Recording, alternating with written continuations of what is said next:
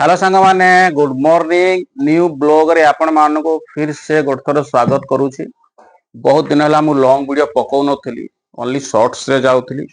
एबे long video पकाया पड़िबो काहे कि ना ओनली शॉर्ट्स रे यूट्यूब चैनल ग्रो करवाटा बहुत परिश्रम लागिबो, बहुत हेवी परिश्रम लागिबो। तो लॉन्ग वीडियो पकाउ नथि कारण टाइम मो पाके बंची पार नथला। एबे मते फुल टाइम देबा पड़ियो यूट्यूब को। तो आज ठरो मते लॉन्ग वीडियो बनाया पड़िबो।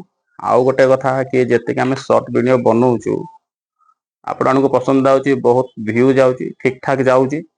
तो कम से कम चैनल सब्सक्राइब टिके कर दियंतु काहे सब्सक्राइब कर देले नोटिफिकेशन आपण मानक पाखको जीवो।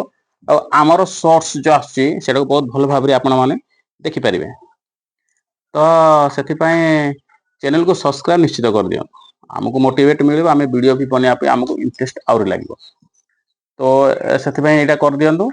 आउ तो किछ ना बाबू एठे बसिछि, हम सला एठे बइछि खेलुछथि। जिबा बे गाड़ी काढबा हम जिवु। रोसिया से हेइनी, एबे खाइबो 8टा हलानी। रोसिया से खाइला पर हम जिवु।